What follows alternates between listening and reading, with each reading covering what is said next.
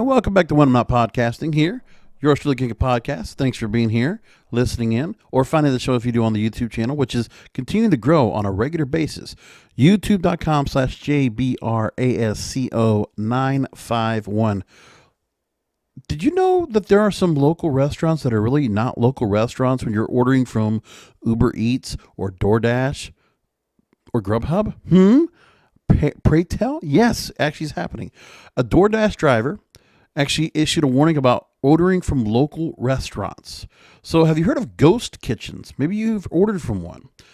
And I learned about this the other day because when I was driving for Uber a couple weeks back, I stopped at a Brio Tuscan Grill. Chain restaurant, of course, right? Italian. And I go inside, I'm like, okay, so I'm going to what's called Mr. Beast Burger. And it happens to be inside the Italian restaurant. So they're actually doing it there. It's a virtual restaurant. And on the Uber Eats app, when I go ahead and pick it up, it says, yes, Mr. Beast Burger is a burger joint. It's actually inside of the Brio Tuscan Grill. So, yes, some of these chain restaurants are now faking local restaurants so that you're not buying from a chain and they're making food, which is not on a normal menu, and doing it. And by the way, that experience was really tough because it took about 15 minutes for them to get to the food. It was middle of the afternoon, okay, 12 o'clock, a cold day. Not that many people were actually in the restaurant. So for them to go ahead and do takeout, limited staff, I guess, and limited people working around in the kitchen. So they're working the regular dishes, and then they have to go ahead and mix in burgers along with the Italian food. And they had to go through all that. Burgers, fries, I think they do milkshakes. I forgot what else they do. But that was the idea. And I had to go and pick up 2 orders from there. And they took forever to do because it's so outside of their normal thing. And only the people that are really working the front really know what they're doing. So they're really the prep people, they're not much into it. It's the cooks. And then the managers basically are the prep people. So like for them, they're going to have to work extra. They're probably not making more from it, but they're having to do more work as a result of this. But again, this is to try to get more attention to them if it's going to get somebody to order from the driving app and get somebody to go and order food they might not want to get. So here's the idea. It's a somewhat new phenomenon that customers on delivery apps could place an order from what they believe was a unique local restaurant when in fact it was basically a chain restaurant in disguise. Now, a viral TikTok by DoorDash driver FrogLover2000 revealed that the restaurants she's discovered were actually being operated by bigger chains. So one is you can order delivery from Pasquale's Pizza and Wings. Well, it's actually a ghost kitchen run out of Chuck E. Cheese kitchens. Then it's just wings. It's marketed as a chicken wing delivery restaurant. It's actually owned by the same parent company as Chili's. And the food is cooked and prepared inside the kitchens of Chili's and at Maggiano's, which is also under the same company as Chili's. Then there's Mr. Beast Burger, which I told you about, technically a ghost kitchen. And they also run out of Buca di Beppo Italian restaurants.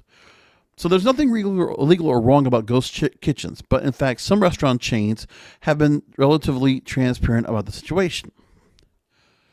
Now, moving along, many TikTok users were troubled by the fact that a ghost kitchen can appear on delivery apps as a local restaurant. So she said that these infuriate me. I want to give my money to a small, locally run restaurant, not a corporation playing dress up. Others were more sympathetic, playing that ghost kitchens have helped some restaurant chains survive amid the pandemic. But if the concept freaks you out, make sure to read the fine print sometime the next time you order from an unfamiliar spot on DoorDash. And I'm wondering if some people are actually getting to that point as well. But again, it wasn't like the food probably didn't smell good and probably didn't get presented good. But the thing is, you could just tell that for them to go and put this together, really, I'll tell you this as well. When I went to this Mr. Beast Burger deal, the other thing they did was they really downplayed the presentation of the food, okay? When I went in there and got Mr. Beast Burger, these 2 orders, they did put them in nice brown paper bags, like kind of what you get for an Uber Eats order where it's sealed and all that good stuff. But, okay, the burgers were in aluminum foil, more or less, and they put a sticker that said Mr. Beast Burger on it. So very chintzy to make it look like that. Fries, a little, what's the word? Little parchment, little paper bag. And that's how they did it. And I forget, that's right, and canned drinks. Canned drinks on top of that, they put in there. That's how they did it. So it makes it look like it's nothing what you'd find at Brio Tuscan Grill. I don't know how much they're charging, but I imagine they're charging a pretty big fee for this. Now, maybe it's not so much, but it's interesting that he did that. And the reason why this particular restaurant does is because here's the thing: where I'm at in South Florida, Brio Tuscan Grill, they actually had another location they actually shut down in Boca Raton.